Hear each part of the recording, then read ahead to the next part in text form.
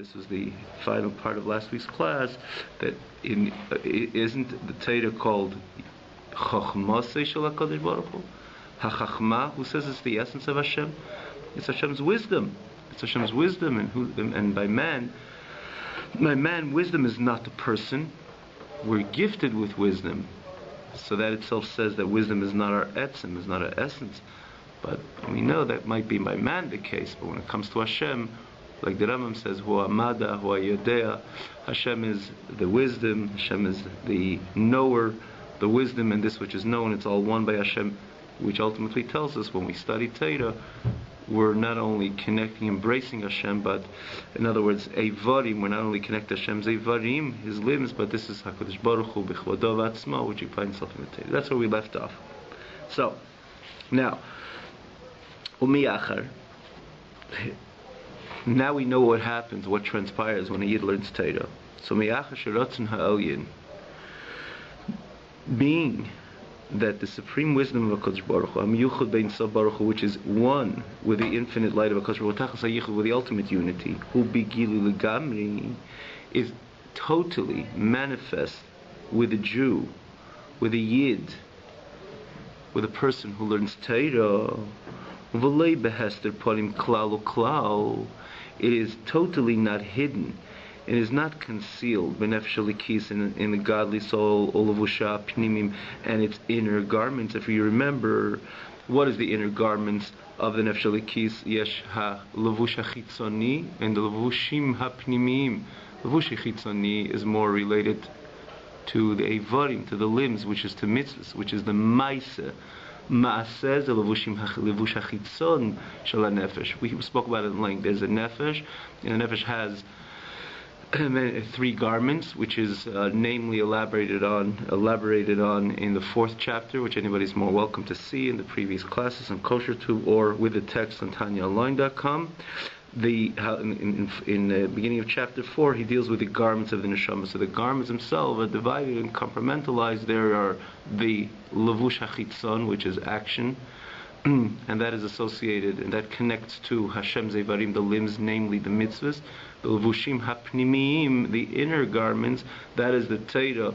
That is rather the machshava, thought and speech, which, as we know it, as we all know when we learn Torah, what garments of the nefesh are in function is the inner garments. Our thoughts capture the message of the Torah we learn, and our speech utter the words of Torah we learn. We know that part of learning Torah, the mitzvah of learning Torah, is v'dibartobam, that we utilize, not only understand the concept of Torah, we speak Torah.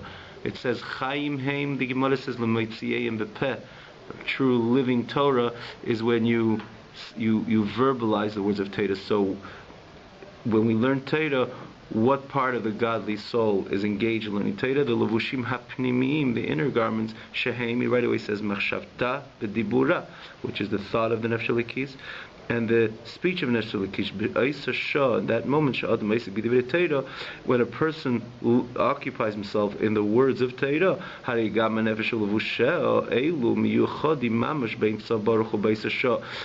the garments, the soul itself, and these garments are one with the infinite, the infinity of Hashem, blessed be He, in that moment, b'tachas hayichud, in the time when he learns Torah, with the ultimate unity. Like the oneness of Hashem's speech and Hashem's thought in the essence of Hashem. Now, Dr. Rebbe is right away here alluding to what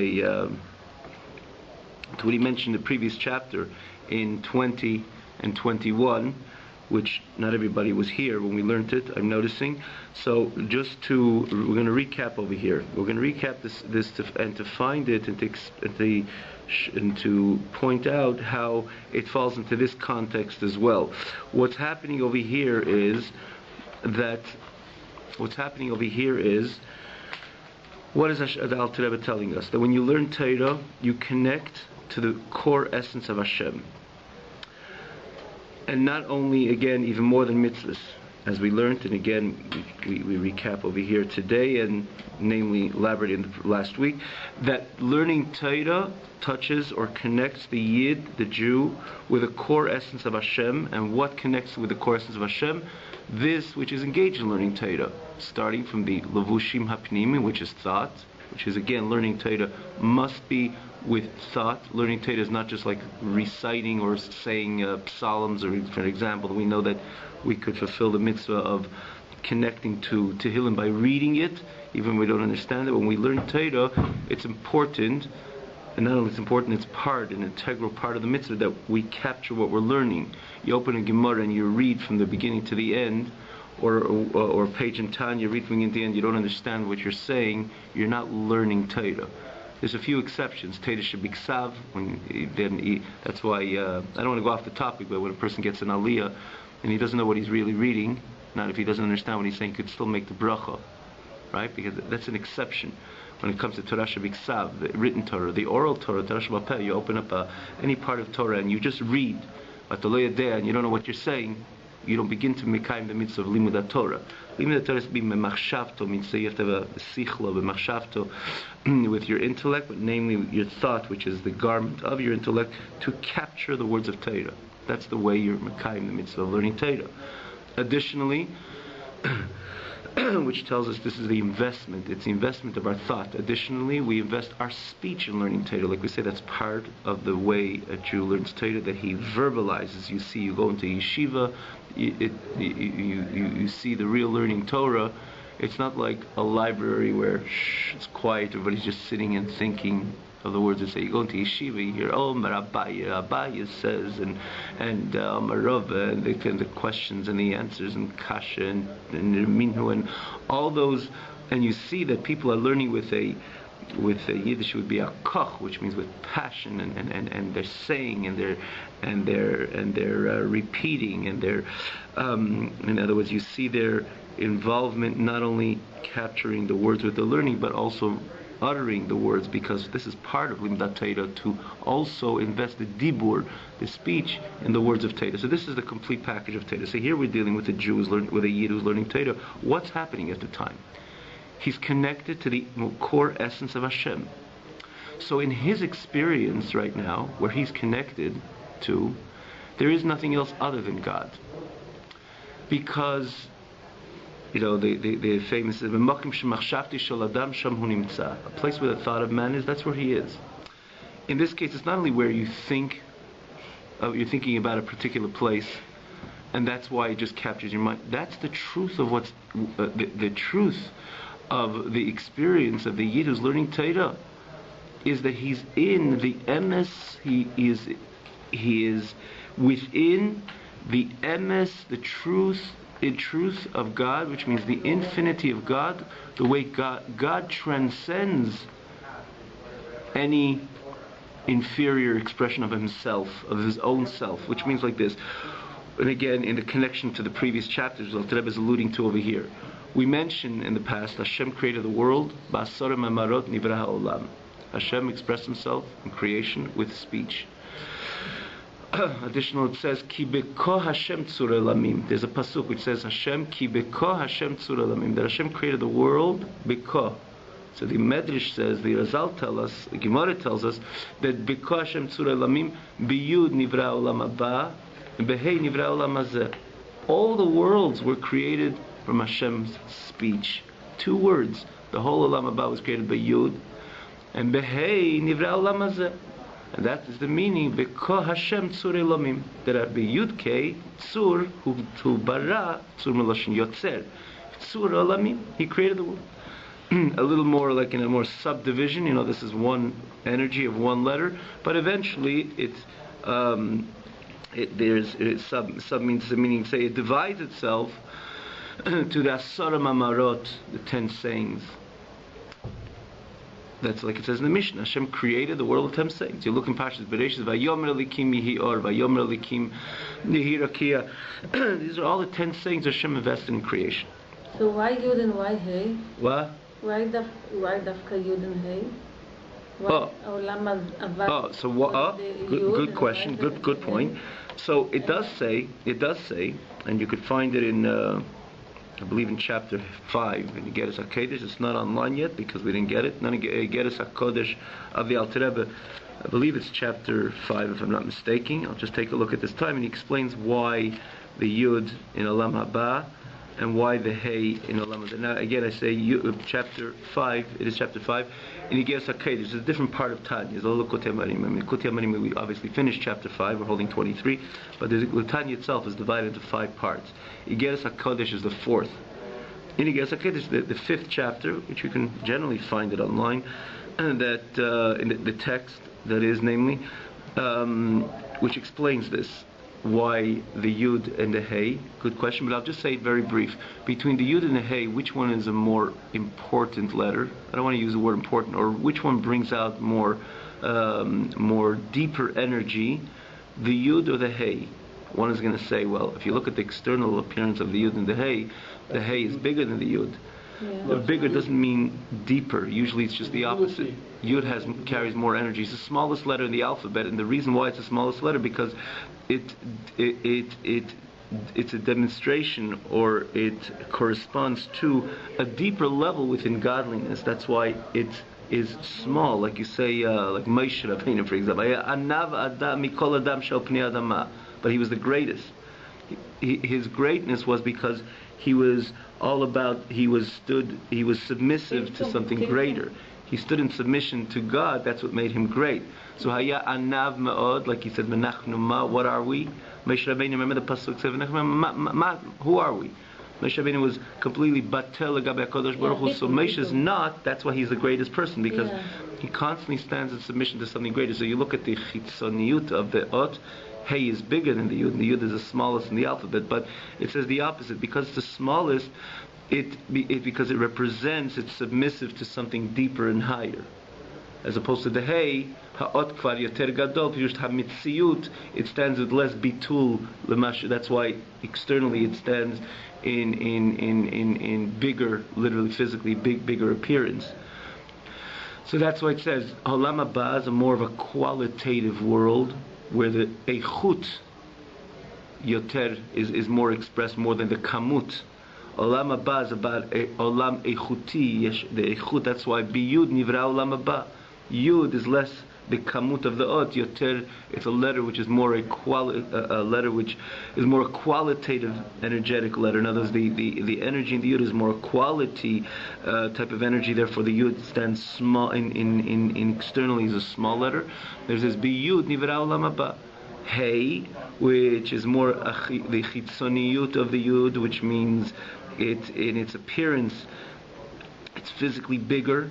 It's a bigger letter, which carries less of the pnimiyut of the godly energy. Therefore, it creates, or it's associated with a creation which is a world which is less on a qualitatively less in a higher level than Olam Haba. That's why biyud nivra Olam Haba, behei nivra Olam Hazeh. I'm just giving it in a nutshell to understand. Do you understand what I'm saying over here? Yeah. I mean, something smaller, the Yud, it says, is the greatest letter of the whole, from a certain many times it says Aleph, but Yud, from a perspective, is the greatest letter of the Aleph base. Even that's the smallest, because small, nikuda, even nikuda, miramez on something much. It says, for example, dai lichkima birimiza. For example, certain people that you have to explain them every small detail. A chacham atar miramez lamashu, just hint a chacham something, he picks up the whole message. Because in the remiza there's such potent energy in that remez that chacham tofes it right away. Which means the smaller or the more minuscule the expression, it carries much more of the much more potent energy. Pinchas, when he prayed to Hashem, he got from Hashem the letter Yud. Pinchas. He got the letter Yud after the story with him, really? Yeah. After he prayed to Hashem, so God gave him the also, Yud. it exists also. Yeshua, for example, got the letter Yud from that's right. I mean, the letter Yud is of extremely, if you look in the Zohar and Kabbalah, it has extremely, but again, all this, everything what I'm saying, because it's smaller in image, but the small in image shows how the enormous energy that it carries. It's all about the energy, not so much the mivtah chitzoni or hamar'eh chitzoni. Hey is already, Yoter, it's more elaborative, which means it carries less. Like the difference of chachma bina. Bina is much more. It expounds on the nekuda of the chachma, but the nekuda of chachma, like explained in Kabbalah and Chassidus, has a certain potency, a certain energy, which is way beyond the expansion of bina. Chachma, all the energy is the nekuda of chachma, and Yud represents chachma, while Hey represents bina.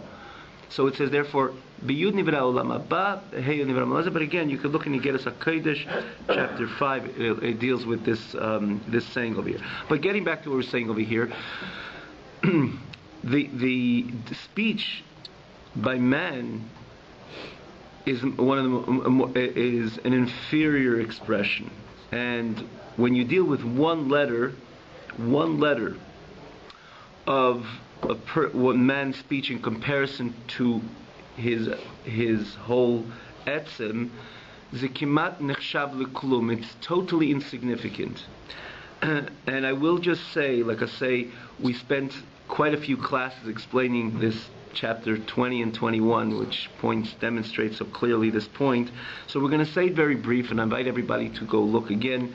It's on the line with a text, tanyaonline.com, with a text. Chapter 20 and 21, you can see what Alter Rebbe is alluding over here to, more barichut in length, but he's saying this over here because this is very important to us to know what level the person is connected to in his experience of learning Torah. Because when you look at let's start from a different angle just to try to find it in this context. HaKadosh Baruch Hu expressed himself with two ways. One way in Asara Mamarot, which created the Olamot. The other one, it's Aseret HaDibrot. L'chura, they seem the same. Zeh nikra Ma'amarot, zeh nikra Dibrot. Apparently, Ma'amarot is sayings, Dibrot you can say is also sayings, speaking sayings and so on. But it says it's two different worlds. Ma'amarot is the most inferior expression of HaKadosh Baruch Hu, while the Dibur, Aseret HaDibrot, you remember how the Aseret HaDibrot begin? Anochi Hashem Elokecha.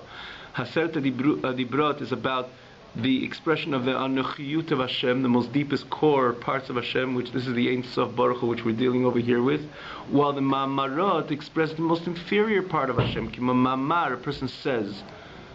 So Hashem, with his saying, Hashem obviously just didn't, Hashem said, and the world created. But the world is the most external layer of Hashem's expression and Hashem's pi'ula, in other words, of Hashem's doings and Hashem's accomplishment or Hashem's expression. The world and the energy which vitalizes the world is the most inferior part of Hashem. If you think about a person's speech, as the Alter Rebbe explained, take one word, legabe kol koach nafsho hamedaberet, how much a person could speak. How many letters do you think you said today? An average person speaks thousands of letters in one day. Take one letter and put it in the face of thousands of letters. It's insignificant. Take one leaf of a tree, explain that, and put it in front of the whole tree. It loses, the more the leaves in the face of that one leaf, it loses its significance. Take that one leaf and put it in front of 100 trees. It loses more its significance. Take that one leaf and put it in the face of all the leaves in the world. It's mamish kimat nechshav leklum. For example, there's a famous expression, Alter Rebbe expresses this, and it doesn't say in Tanya, but in Kudei Torah, take one drop of the Mediterranean, one drop of water, in comparison to all the water of the Mediterranean. We can't even have the right words to define the insignificance of one drop in comparison to all the waters of the Mediterranean. Right? Similarly, Hashem said a word, and the world was created. So even by man, which a person lives a certain amount of time, obviously till Mashiach comes and Tchiyat HaMetim, but Bechlalut, everything about man is limited. And yet Even by man we could understand the insignificance of one letter in comparison to the entire power of speech of man. He could speak infinite amount of words. If he lived forever, it would be really infinite amount of words. But take a matter from now, from the beginning of our life, how many millions, and maybe millions is not probably much more, billions of letters we spoke, each one of us in this room. How many letters we all take. One dibur legabi zeh, like it's not yet like a drop of water in the face of the Mediterranean. The Mediterranean obviously is much, but it's tiny. So what's the significance of this, of all of the world that Hashem created? If He created with one ma'amar, with one scheme, with one letter. So if by man one letter is nechshav leklum, by Kadosh Baruch Hu it's yoter nechshav leklum. So what's the significance of the world? Nothing. Because one letter, which is the energy of the world, right? It is the energy of the world. In comparison to all the letters which Hashem ever spoke, what Hashem can speak, and then you're going to say, still, because it's the same. Just repeating again what we learned, that it's in the end of the day, could you say 1 teaspoon of the Mediterranean is mamash nechshav leklum klum klum? No, you can't say that, because what is the quality of the Mediterranean? It's all water in the end. It's all these teaspoons. So you could say it's very small, but you can't say it's mamash insignificant completely, because it's a quantitative difference. It's not a qualitative difference. So therefore, the Alter Rebbe goes even deeper within the nefesh.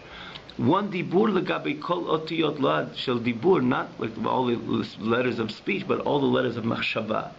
Shama, letters of thought are qualitatively different than letters of speech.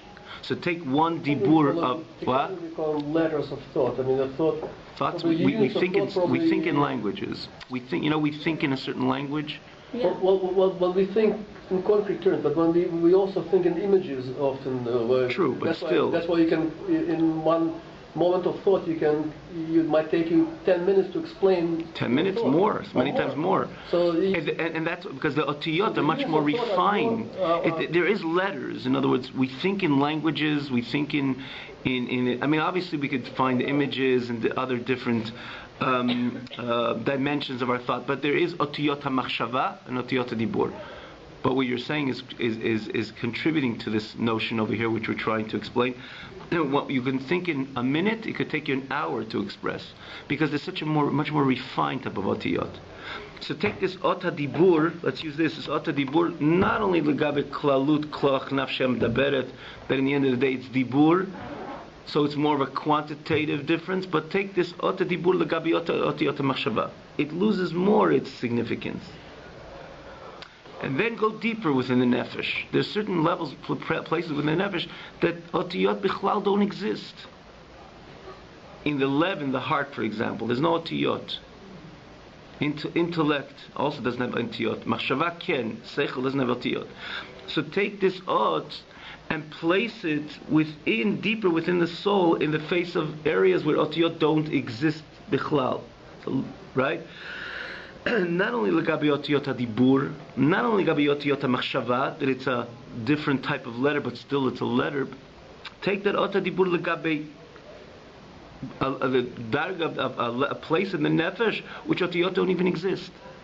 Then the ot really loses its entity completely in the face of the nefesh. So what the Alter Rebbe was saying in the previous chapter, that Hashem created the world with a dibur, with ot.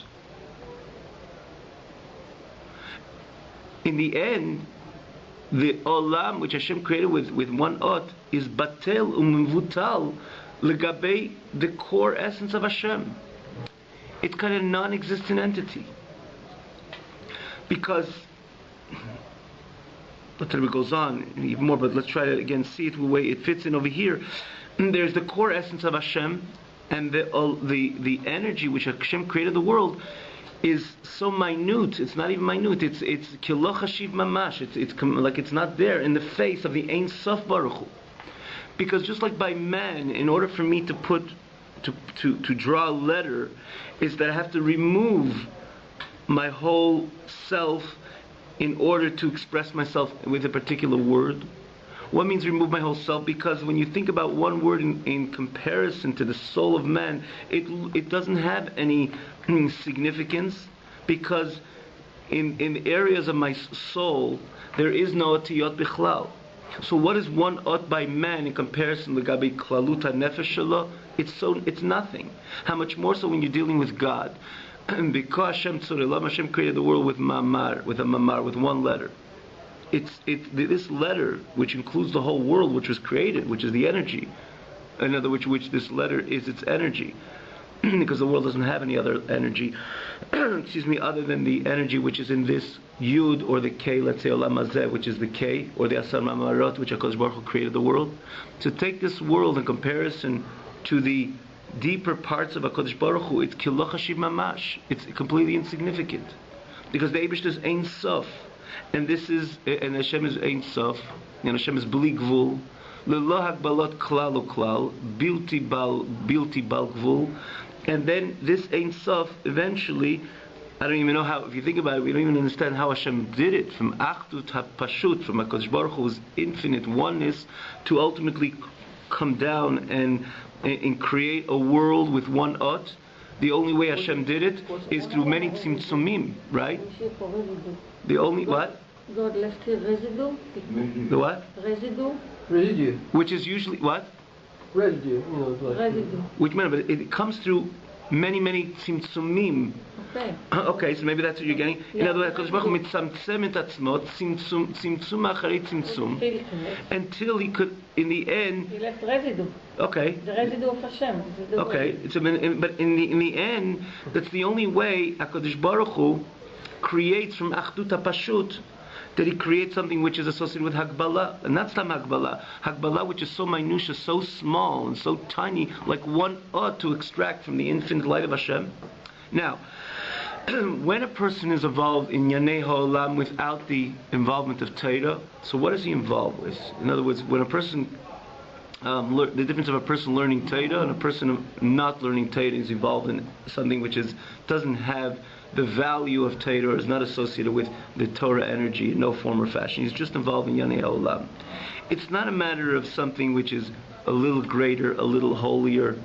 When a person stops from his regular worldly affairs and routine and opens up a sefer, he's jumping from the smallest insignificant detail, and he's jumping into the core essence of HaKadosh Baruch Hu, the Ein Sof Baruch Hu, Kimoshu Hu, the way Hashem is. And as we said before, there's Asara Mamarot and Aseret HaDibrot, which seem to be very similar, right? You're sitting in the same room in Olam Hazeh. So what? You have here a Mishnayot in front of you, a Sefer Halachot in front of you, a Sefer Tanya in front of you. It seems the same, similar to one's going to say Asara Mamarot, Aseret HaDibrot. Seems the same. No, Aseret HaDibrot is associated with Anochi Hashem Alikecha. This is the core essence of God.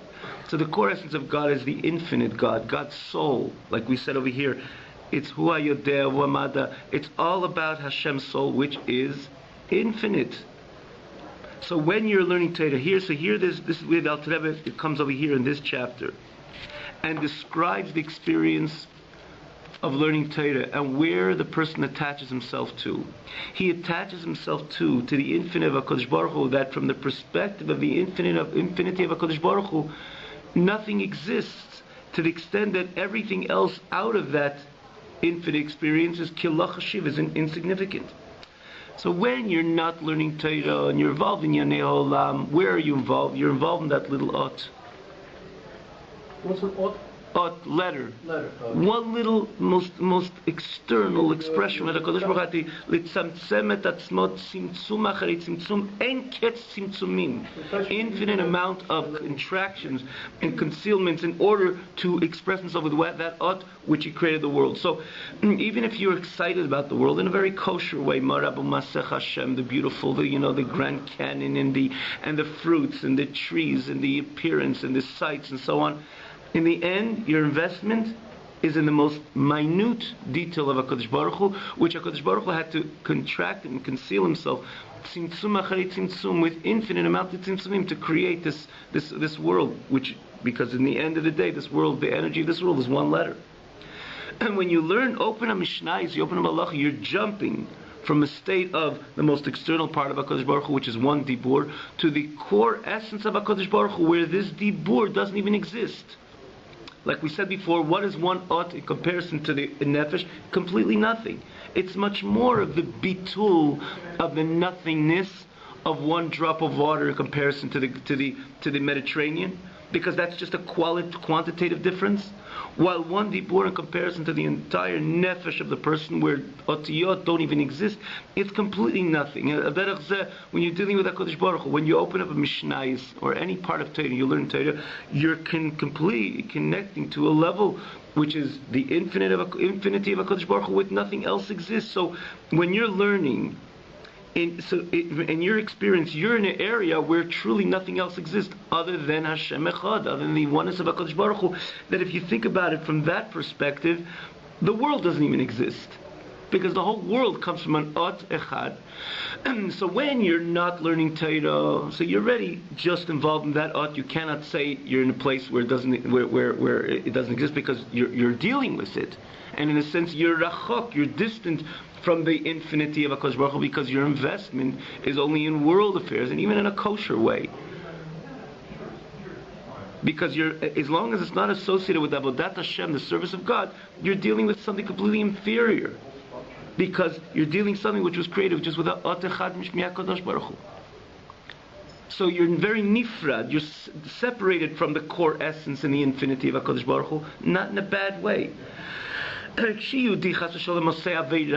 does something, so then he's not only dealing with something inferior, he's dealing something with which is impure, which is truly, essentially rachok from HaKadosh Baruch Hu. We're not dealing with Aveira.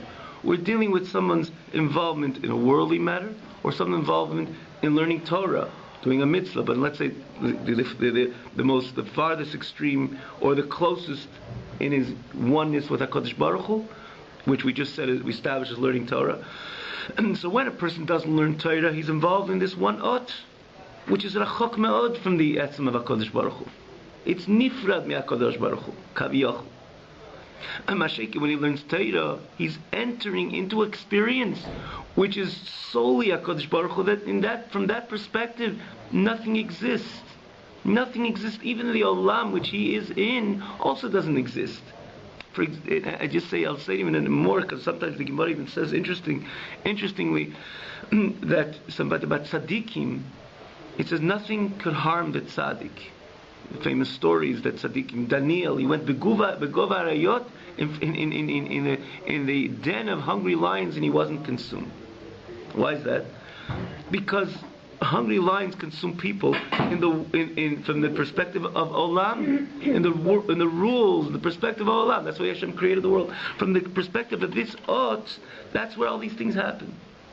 But l'gabei, the core of HaKadosh Baruch Hu, which this doesn't even exist. Not only the rules doesn't change. It doesn't even exist. Olam doesn't exist when you're dealing with the Ein Sof Baruch Hu of HaKadosh Baruch Hu. So Daniel and these tzaddikim which lived the world together with his Ein Sof, so when they came into the Gemara, it wasn't even an issue. All the rules didn't apply, because this is God, and this is these rules apply in a world which is kaviyachol nifrad me'HaKadosh. But again, I say nifrad. Right. Okay, not nifrad in a way. Have a good night.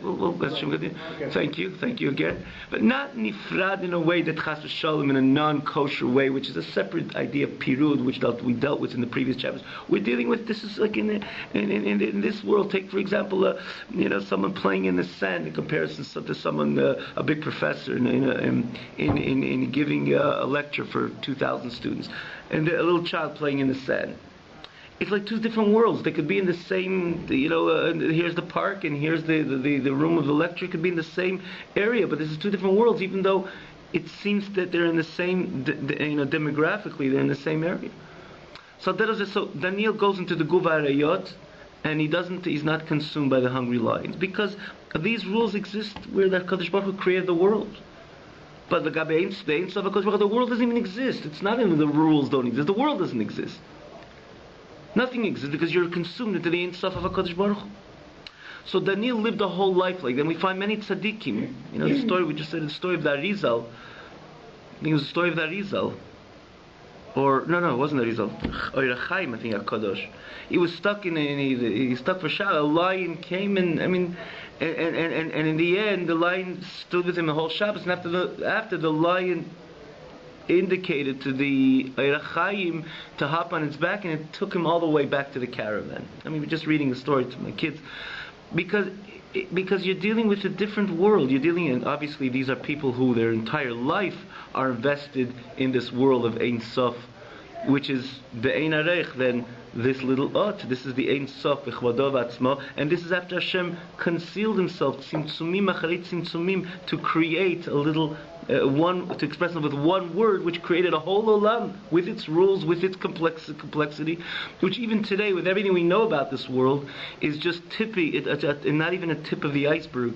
With all its, in other words, and it is a complex world, and it's a great world and a complex world, great in the context of, in other words, there is so much to this olam hazeh, but yet, as much as we're going to find is significance in Olam Hazeh, it's in the end of the day, it's one little ot. It's an expression of one of HaKadosh Baruch Hu. And it has its rules and has its regulations. But when you open up a halacha, or any part of Torah, you learn Torah, you're entering into an experience that the Eibush Hashem, together you connect yourself with HaKadosh Baruch Hu, the Anochi Hashem Lekecha, which is Ein Sof, which is truly infinite, which is the way the Eibush stands for himself, by himself, before he would mitzamtzim himself with tzimtzumim adin ketz to express himself, to create a world. So you can understand the distance. There's no erech b'chlal. So you enter into this world which olam doesn't even exist. It's all about God and godliness. So I'm just going to, before we conclude, if we could just read a few words to get Davar Shalem, to get something complete and to see all this, how it fits into these words over here. So we'll leave the audience over here with something a little more, this and the web audience as well, with something a little more complete. He says, we'll start again from the wording of who begili legamri. It stands in complete revelation, manifestation within the Jew is learning Torah, within the person who's learning Torah. V'lo behester panim klal uklal. There's no concealment. When he doesn't learn Torah, so then he's part of the one ot, which by definition, the whole ot is one big helen behester of HaKadosh Baruch Hu. It's one big concealment of HaKadosh Baruch Hu. The whole phenomenon of Olam, by definition, is a concealment of HaKadosh Baruch Hu. By the way, that's one of the reasons why it's called Olam. Olam milashon he'elem behester. Have you ever thought about it? Olam, right? To us, we know Olam is a world. But what word do we find in Olam? He'elem. Which means the whole mitziyut of Olam is one big concealment of HaKadosh Baruch Hu. You know, sometimes a person thinks the famous Mekubal, he said that Leizeh HaKadosh Baruch Hu, the greatness of HaKadosh Baruch Hu, it's not great. This is not the greatness of HaKadosh Baruch Hu, that he's called a boreh, a creator. When we think about HaKadosh Baruch Hu, one of the greatest terms we think we give HaKadosh Baruch Hu, a boreh, he's a creator. But if you think about it, it's the most inferior, lowest expression to define, or lowest. It's so not complimentary. In other words, it's such an inferior expression of HaKadosh Baruch Hu to be a boreh. Because what did he create? He created an olam. The whole olam, by definition, is olam elashon helam v'hester. He had to conceal his oro habilti bal gvul, tzimtzumim acharit tzimtzumim, to express himself in one letter, which finally created an olam. So the olam, that's why olam itself, by definition, is lashon helam v'hester. It's a concealment of HaKadosh Baruch Hu. But when I learn Torah, I'm connecting myself to the core essence of HaKadosh Baruch Hu. And that's why it says, so therefore he says, when I'm learning Torah, the experience is God in full expression, God in full manifestation, v'lo behester panim klal uklal. In my experience, not necessarily in someone else we could be sitting next to, which is not learning Torah. And well, the point is, by the way, that everybody should get involved, and that's the point. The bigger picture is that the whole world should one day feel its consumption into this Ein Sof. That's the purpose of why Hashem created the world, and that He wanted that we should take a world which, by definition, is nifrad me'HaKadosh Baruch Hu, and it should be nichlal, absorbed in Hashem Echad, in the oneness of Hashem. I should learn Torah, you should learn Torah, this person should do a mitzvah. The whole world should get involved in the knowledge of God and become more of a godly world. What happens? it's not just a little more refined world, a little more a sweeter world, more gentle world. It's much greater than that. That the world is consumed into the infinite light of Hashem. So, but right now we're talking about the person who's learning Torah. So when the person is learning Torah, in his experience, when you're opening the Shulchan Aruch or Mishnayot or any part of Torah, in your experience, you're connecting yourself to the Anechi, to the core essence of HaKadosh Baruch Hu. And that is revealed by you. And that is manifest by you. V'lo behester panim uklal uklal, benefesh olikit ulevosha pnimim, which machshavata v'dibura ba'ota sha'a, in the moment you're learning Shadam Masek b'divrei Torah. Because in the time when you're learning Torah, harigam nefesh ulevosha elu miyuchodim mamash bein tzal baruch hu ba'ota sha'a. Not only your garment, but also your entire soul. I'll just mention quickly what he's saying over here. Is we just said that the garment, halavushim apnimim, are involved in learning Torah. What about my nefesh batzmo? So you think about any garment. When I pull my jacket over here, for example, I'm taking my jacket and I pull it. Hayad halech, together with the jacket. Im halavushim shali, if my garments are learning Torah, so the nefesh, which is in the garment, is also pulled into this experience of Ein Sof.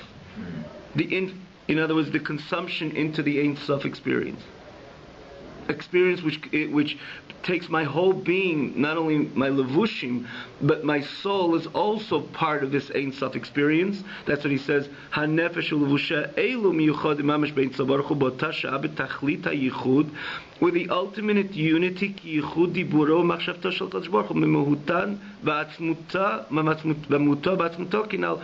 Like we said before, this one speech, the way in the face of the infinite of HaKadosh Baruch Hu. This is what's transpiring right now. I'm sitting in the world which is really related to this, and it's completely consuming my experience of learning Torah. I'm completely removing myself from this concealment, this hell of Hester, into an experience of complete Gilui of Ein Sof Baruch Hu. Because from the perspective of Hashem, Ein Shum Davar Nifrad, Ki Im Behester Panim Kinal. Because in the face of Hashem, nothing is separated. It's only from the perspective of Olam, from the perspective where there's a Hester Panim, a concealment of the face of HaKadosh Baruch Hu. That's where there's Pirud. So when I leave again that Olam Elashon Helen Behester and I get involved in learning Torah, it's all about revelation of HaKadosh Baruch Hu. It's all about Hashem's, the core essence of Hashem stands in full state of manifestation in my experience. Have a wonderful day.